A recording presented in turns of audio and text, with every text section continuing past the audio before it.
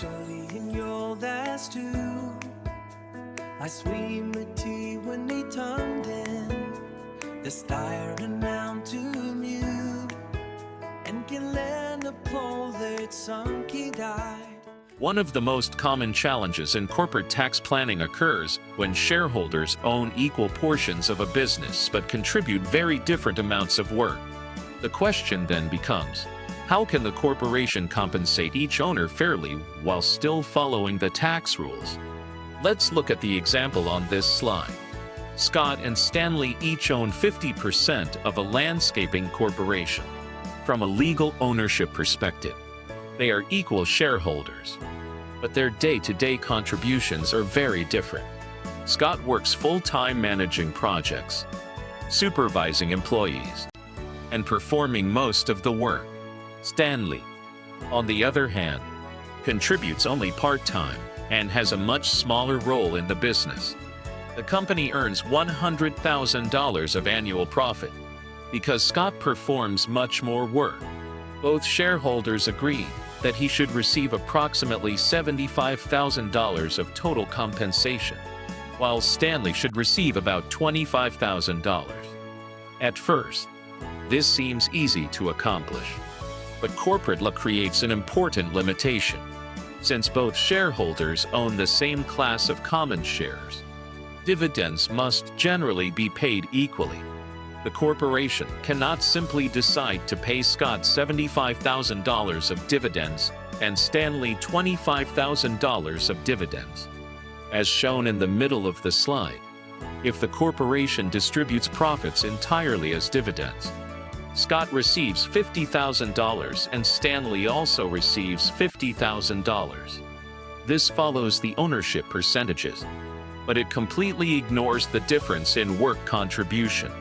Some people suggest an informal solution. They say, why doesn't Stanley simply give $25,000 of his dividend to Scott after receiving it? While that may seem fair, it creates a tax problem. Notice the illustration at the bottom of the slide. Stanley is still taxed on the full $50,000 of dividend income because he was the person who legally received the dividend. Giving money to Scott afterward does not change the tax result.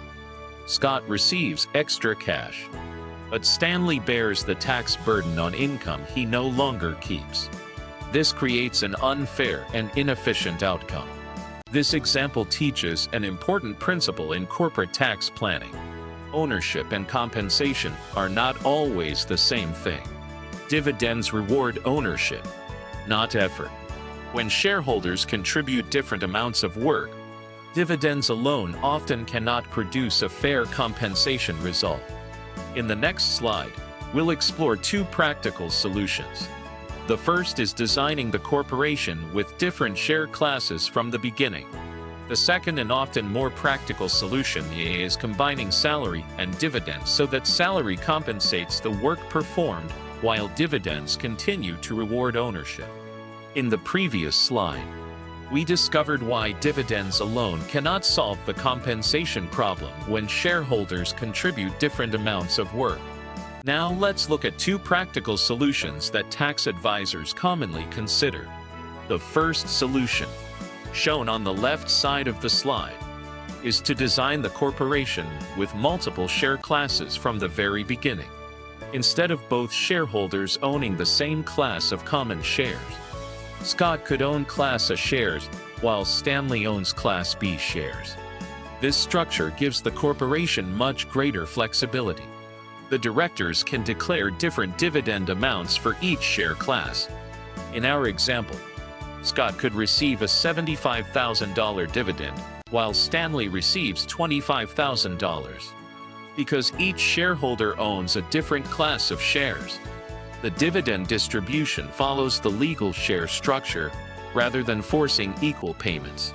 This is often the cleanest solution because it aligns ownership, legal requirements, and tax reporting. However, there's one important limitation. It works best when the corporation is designed this way from the beginning. Many existing corporations don't have multiple share classes. Instead, They were incorporated with only one class of common shares, with each shareholder owning 50%. Changing that structure later may require legal restructuring, corporate reorganization, and additional professional fees. In many cases, business owners prefer not to make those changes. That's where the second solution becomes very useful. Instead of trying to change the share structure, the corporation separates compensation into two parts. First, it pays a salary to compensate shareholders for the actual work they perform. Then, after salaries have been paid, any remaining after-tax corporate profits are distributed equally as dividends because both shareholders still own 50% of the company. Let's follow the example shown on the right side of the slide. The corporation earns $100,000. Scott receives a salary of $60,000 because he performs most of the work.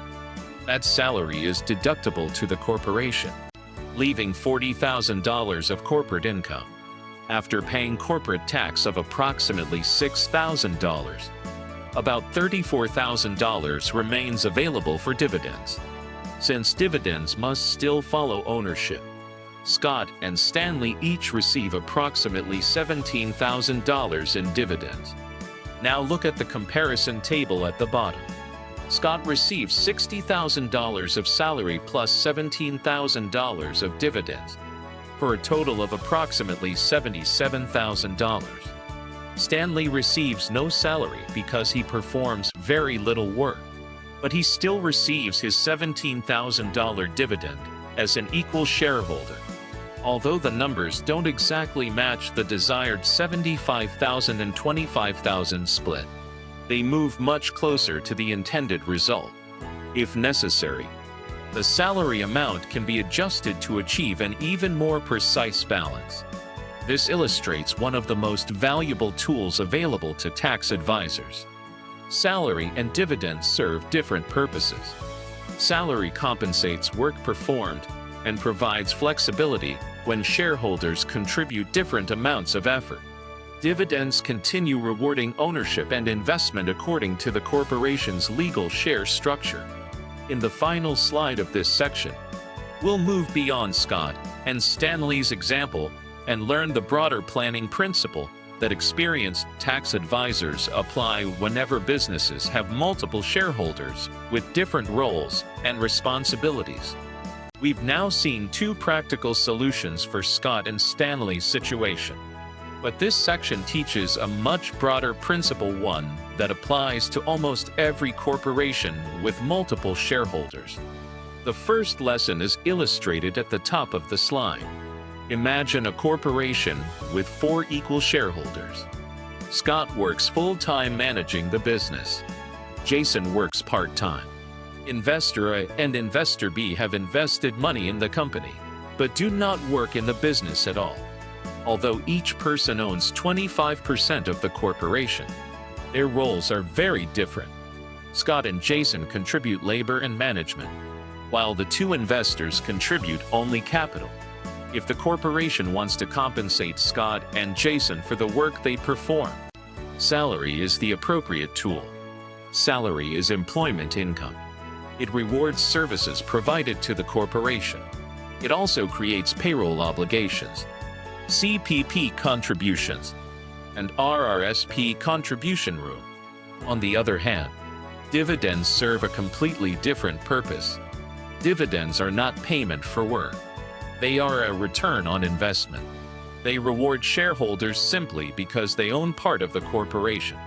That's why, in this example, dividends continue to be paid equally to all 4 shareholders according to their ownership percentages.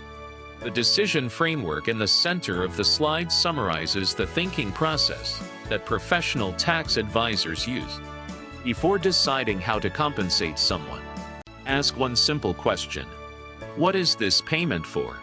If the payment is intended to reward work performed, the answer is salary. Salary recognizes the value of the employee's services and also creates employment-related benefits such as CPP participation, payroll reporting, and RRSP contribution room. if the payment is intended to reward ownership or investment? The answer is dividends. Dividends are based on share ownership and represent a shareholder's return on their investment in the corporation. The planning principles shown at the bottom reinforce this distinction. Salary compensates services performed. Dividends reward investment and ownership. Fair compensation should reflect each person's actual contribution to the business, while tax planning balances salary, dividends, corporate tax, payroll cost, and the long-term objectives of the shareholders. Finally, notice the illustration of the tax advisor meeting with the shareholders. This highlights an important reality. Every corporation is different. Before recommending a compensation strategy, an advisor should review the ownership structure, each shareholder's work contribution, the available share classes, payroll implications, dividend planning, tax efficiency, and the long-term goals of the business owners. The most important takeaway from this entire section is simple. Ownership and employment are two separate concepts. Salary pays people for the work they perform. Dividends reward them for the capital they have invested. When these two concepts are kept separate and then combined thoughtfully, the result is usually the fairest, most flexible, and most tax-efficient compensation strategy for everyone involved. This is exactly how experienced tax advisors approach shareholder compensation. Rather than searching for a single rule, they design a customized mix of salary and dividends that reflects both the legal ownership of the corporation and the real-world contributions of each shareholder.